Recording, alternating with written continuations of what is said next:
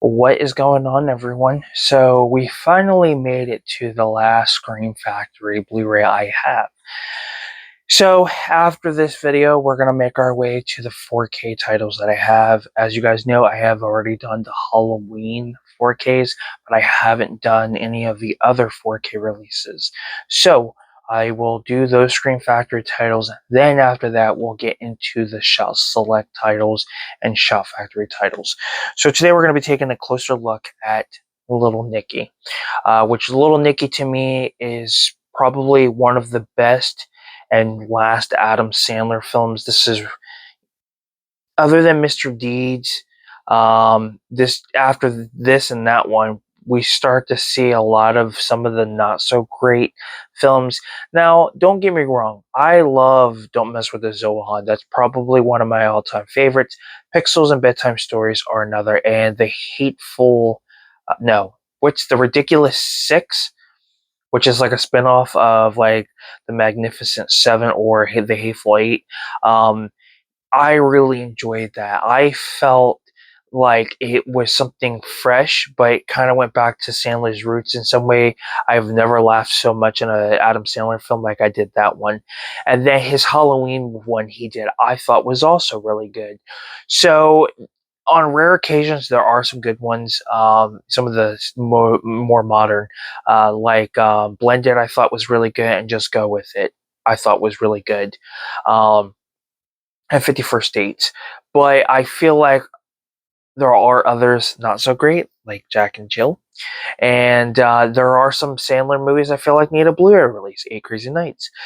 So Little Nicky to finally get one, very, very happy. This came out last year, didn't it? Or 2022? It doesn't say. I think this was a title that came out last year. But nonetheless, let's go ahead. And this is, I think, what, Scream Factory and Shout Studios.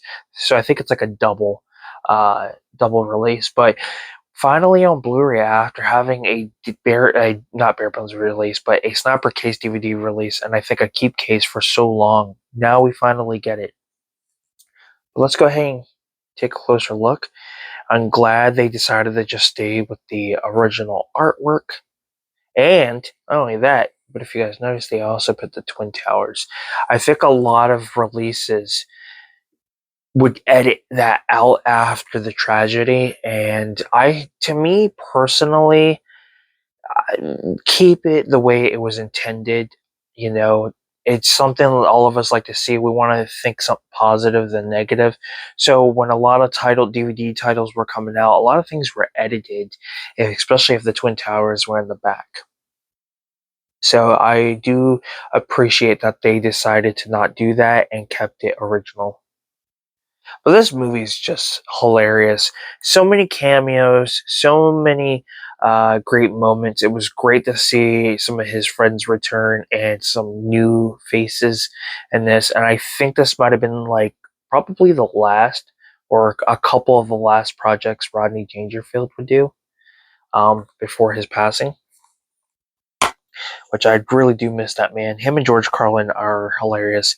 We do get some artwork on the disc, and we also get interior artwork as well. And I think one of my favorite actors that Adam Sandler has worked with that's in a ton of his films is the actor who plays Sean Hunter's dad in Boy Meets World. I've always enjoyed him. Everything he's done has been great. Tons of features. We get a master from the 2K scan of the interpositive. I don't even know what that means. We get audio commentary. We get audio commentary, 2 audio commentaries. Some with the director and co-writers and things like that, and others with the actors. We get a look behind the scenes of the making of the film.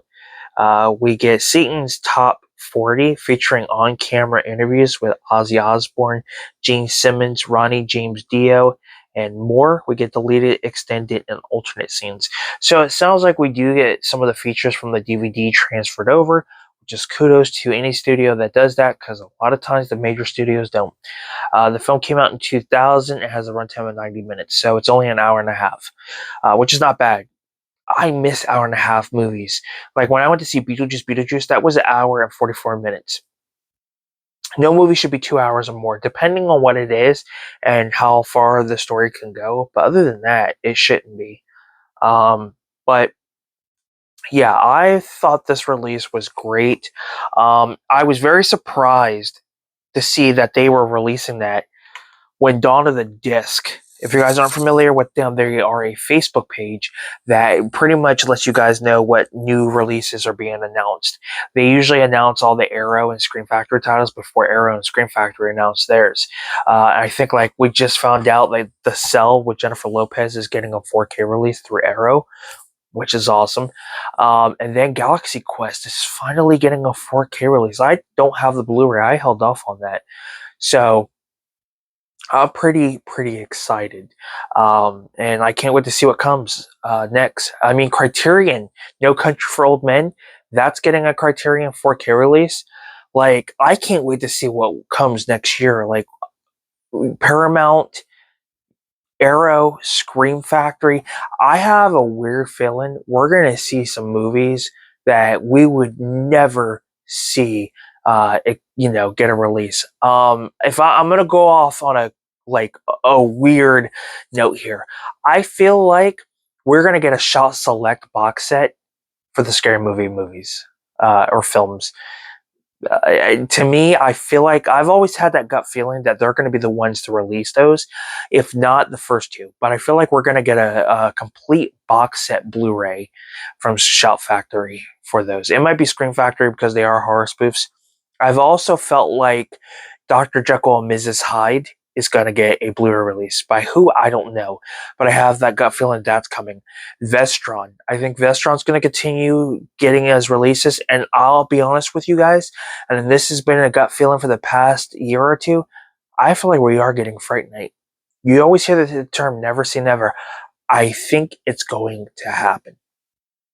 I truly believe. I think that's why we haven't seen anything new from them. I feel like that is why they've been re-releasing the steelbooks, is because I feel like they're working on rights for new films to be released under the, well, not new films, but films that were released under the Vestron label to get the Blu-ray releases. And I think Fright Night Part 2 is on that list. And I am crossing my fingers.